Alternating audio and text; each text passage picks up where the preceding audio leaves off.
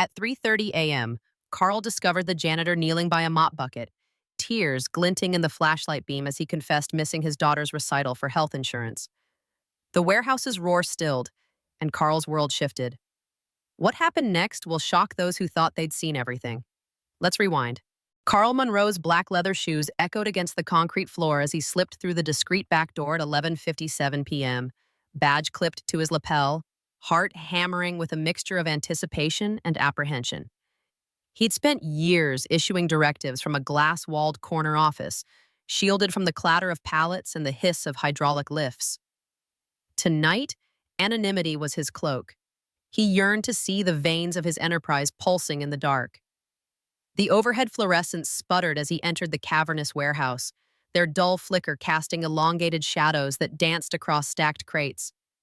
A distant cough of exhaust signaled one forklift's engine still running, its operator unseen. He inhaled the mingled scents of engine oil, polished wood, and dust, so thick it clung to his throat. He advanced toward the main aisle, eyes scanning row upon row of metal shelving that soared 20 feet high. Though he had toured this facility a dozen times, it had always been sanitized for VIP viewing. Brightly lit, staff on best behavior, everything tidy. This was different. Loose packing tape fluttered like ghostly streamers from a mislabeled box, and half-empty pallets leaned precariously. A cold draft swept past, carrying the distant clang of metal against concrete. An alarmingly casual sound here, where a single mistake could mean crushed limbs or shattered bones. He extended a hand, brushing it against the handle of a disused pallet, Jack lying in wait as a trip hazard. His pulse quickened, not with excitement, but dread. There was no marshaling of safety cones, no cheery supervisor guiding his steps, just raw reality. As he navigated deeper into the maze, his right foot caught on a splintered wood plank protruding from a worn pallet. Instinctively, he twisted, arms flailing, and only by sheer luck did he avert a cascade of stacked cartons. He pressed his palm against his racing chest, struggling to swallow down rising nausea. For the first time, he truly comprehended the toll of 10-hour shifts under these halogen bulbs and flickering fluorescence. The exhaustion that blurred the line between vigilance and vulnerability. The constant calculation each worker performed, measuring risk versus the payday at week's end. He pivoted, surveying a narrow corridor where two aging forklifts idled, their batteries on the brink of depletion. Overhead, a single bulb sputtered, its wavering light revealing scuff marks and oil streaks along the walls, evidence of endless traffic, of deadlines chased at the cost of safety. He noted the absence of emergency signage in one section and the absence of a secondary exit in another. Every element felt grotesquely mismatched with the company's glossy annual report. Carl paused by a column, whittled by countless forklift forks, the paint scraped away to bare metal. A sharpened sense of shame surged through him. Here, where strategy memos had long proclaimed efficiency, he now witnessed inefficiency born of neglect. The machines that strained under weight far beyond their design, the hands that labored in near-hard darkness, the fragility of human lives so easily overlooked. His mind raced as adrenaline surged, leaving no room for complacency. This midnight tour had begun as a thrill-seeking escapade. Already, it had transformed into a reckoning. By 2 a.m., the warehouse's hollow hum had turned sour in Carl's ears. What began as curiosity now tasted like betrayal. He had slipped into his role as the night shift guy seeking insight. Instead, he found a system siphoning sweat and dignity. Erin Patel knelt beside a stalled pallet jack, her forearms tight, as she twisted a makeshift bolt with pliers borrowed from maintenance. When the jack finally released its lock, she rose without a break, shoulders hunched beneath the weight of two simultaneous jobs, line supervision and impromptu mechanic.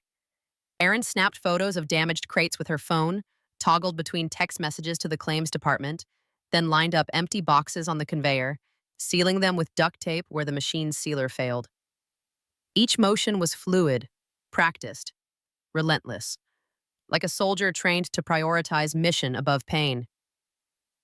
Carl shadowed her through a labyrinth of metal racks. The air smelled of motor oil and stale sweat, cloying against his suit. Erin's jaw was set, her eyes narrowed not by anger, but by necessity. She glanced at her wristwatch every 30 seconds. calculating the minutes until her next mandated break, time she knew she wouldn't take. He traced the deep lines forming at her temples and felt a stab of remorse so sharp it made his teeth prickle. Erin's shifts had been stretched to 12 hours 2 weeks ago, when a hiring freeze left 3 positions vacant. Now she filled the gap, one exhausted step at a time. A few aisles over, Mason Turner adjusted the green reflective vest he wore over a thin t-shirt, blinking against the strobe of a faulty light. Carl approached, curious to see the younger man's routine. But Mason stood rigid, clutching a clipboard like a shield. When Carl tried to ask a question, Mason's gaze flicked to the far wall where a bathroom sign lay, hidden behind a stack of unsorted inventory. "Can't," Mason muttered, voice flat. "Supervisor said no covers until the shift changes. If I leave, shipments back up. They'll dock my pay." Carl wanted to protest, to override the order with CEO authority, but he felt paralyzed, rooted by the realization that he was the one who'd signed off on those edicts. Gallons of resentment pooled beneath his ribs.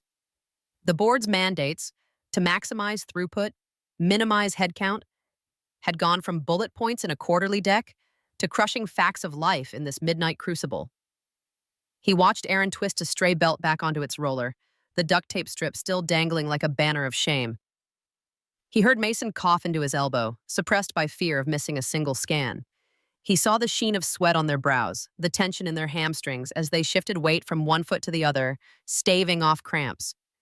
Their resilience felt less like strength and more like symptom, proof of a design that demanded endurance over safety, speed over empathy, profit over people.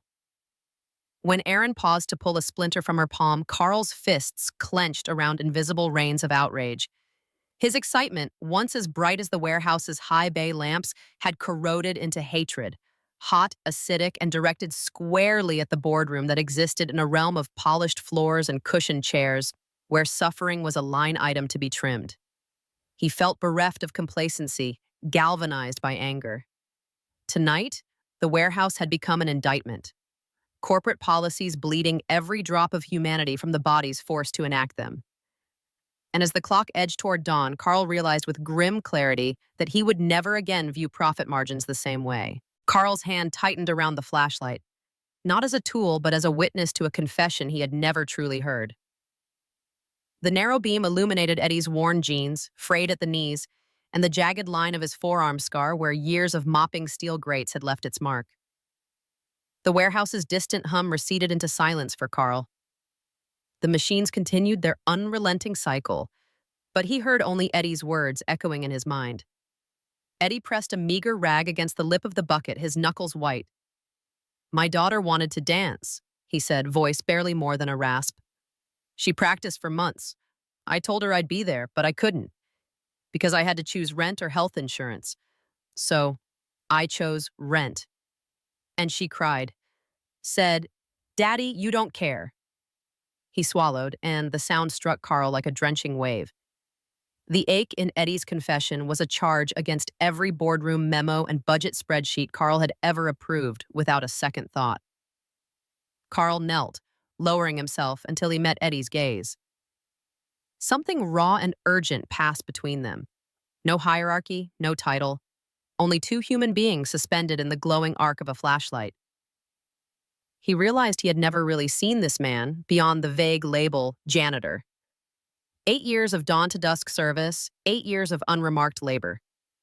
Each night shift had been a sacrament Eddie performed in solitude, while Carl's presence had been limited to an annual greeting at a summer picnic buffet. He forced words through a throat constricted by remorse. "Eddie, But he stopped. Apologies felt weightless. Instead, he laid the flashlight across Eddie's upturned palm. "Tell me," Carl said, voice hushed. "What do you need?" There was no corporate filter in his request, just plain humility. Eddie's shoulders slumped, as if relieved of a burden he hadn't known he carried so long. He looked at the flashlight, then back at Carl. "I need time with my daughter. I need to see her recital. I need to know my family is safe if I get sick." His words compressed the years of sacrifice into crystalline urgency. Carl's chest convulsed. Memories of quarterly bonus approvals, profit targets, and cost-cutting initiatives swirled into one damning truth. He had prioritized returns over real lives. The righteous anger he felt was not silent.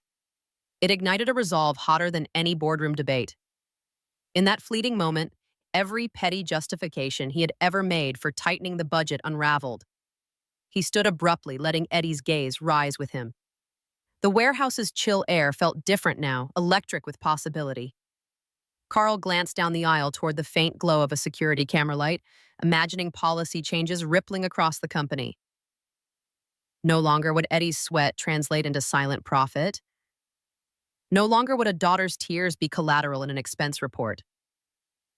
Without another word, Carl strode toward the nearest intercom panel, each footstep echoing like a drumbeat of accountability. He keyed the button and spoke with crisp finality. Initiate full benefits reinstatement immediately. No exceptions. As the intercom clicked off, he turned back to Eddie, whose eyes brimmed now not just with exhaustion, but with a cautious spark of hope.